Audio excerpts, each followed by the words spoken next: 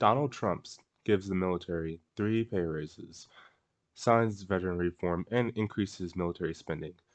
Yet he allegedly still hates the military. I'm Raffiel Chatman, and this is Devil's Advocate.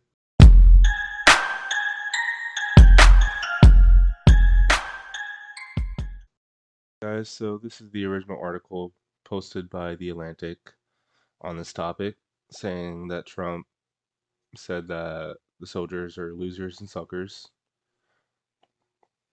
They spend their whole article bashing on Trump, saying how he doesn't care about the military and doesn't care about all the soldiers that died and thinks that they are losers and suckers. And my question to them is, how do we know? Where are the facts at? They claim that it was 4 anonymous witnesses.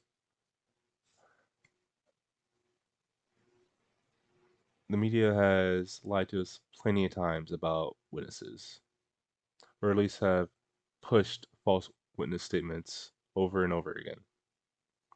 So what's to say that this isn't one of those instances again? Because if we actually look at what Donald Trump has done, it leads the total opposite direction. Would somebody who doesn't care about the military give the military pay raises? Would he increase military spending? Would he sign a veteran reform? That doesn't sound like somebody who doesn't care about the military. And doesn't sound like somebody who thinks the military is full of losers and suckers.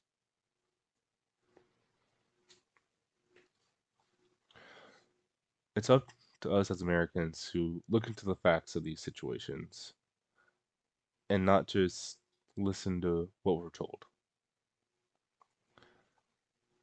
Because as I said before, the media has a tendency of pushing false narratives over and over again. And the Atlantic is a definite Democratic side news article. They're doing it to try and push the Democrats ahead in the election. And I know this because if it if this is all true, why didn't we hear about it when it first happened? Why didn't we hear about it in 2018? Why are we just now hearing about it in 2020, 2 years later, 2 months right before the election?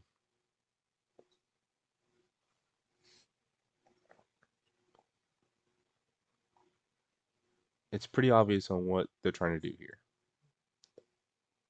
They're trying to appeal to your emotions and make Donald Trump seem like this terrible human being, and it's frankly not true.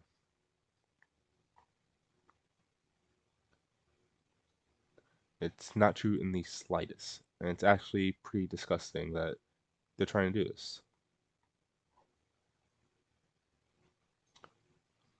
Just because someone says that he said something does not make it true. It's a he said, she said argument.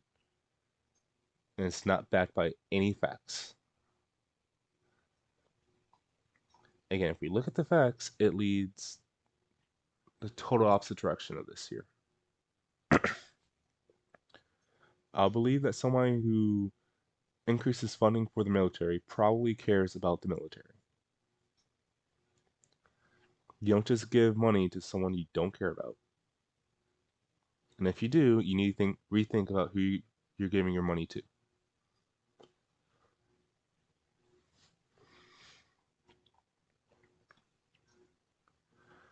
The Democrats try over and over again to appeal to our emotions when stuff isn't backed by facts whatsoever. They go off false narratives over and over again, just like this.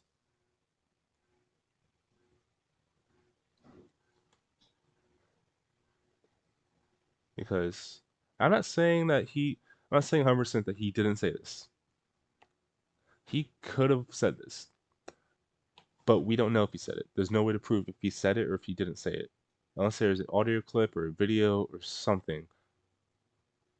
We don't know what was said here. So why are we so quick to make a judgment on this when we don't know if it's actually true or not? This came out September 3rd, and today is September 4th, and all you see being posted by Democrats is that Trump's a terrible person because of this. How do we know he actually said it? Again, where are the facts that he actually said it? Again, if you look at the actual facts that we do know, he probably didn't say it.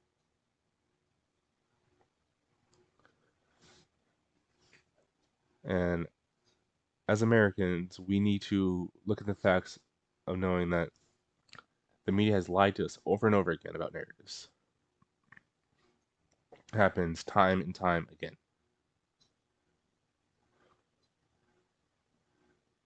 So we need to stop being so quick to make a judgment on something when we have no actual facts on.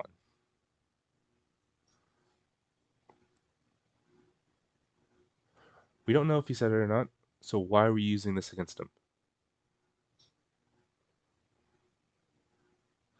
Trust me, there are plenty of things Donald Trump has said that probably he should not have said, and that we actually have proof of him saying. So why are we going to use something that we have no proof of him saying to use against him?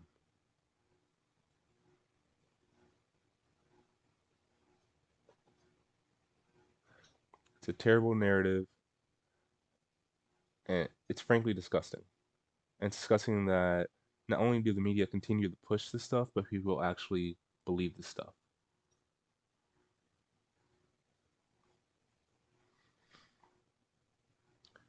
It's sickening, and Americans need to realize that all they're trying to do is appeal to your emotions.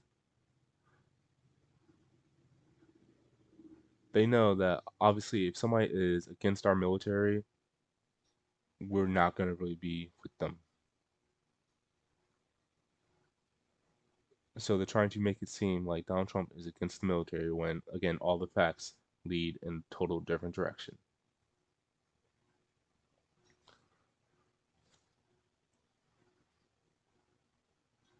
And I'll post the article down in the description, but I'm not really going to go through and read every single paragraph of all this stuff. But it's terrible.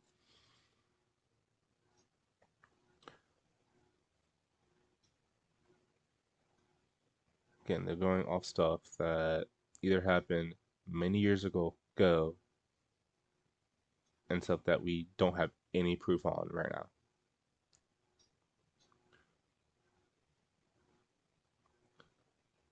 And he has not hurt our military in any way since he's been president. Last I checked, getting a raise usually helped people. So why are they pushing this narrative that he apparently hates the military? It's just so that way they can get your votes because they know you aren't going to want to vote for somebody who doesn't support our military.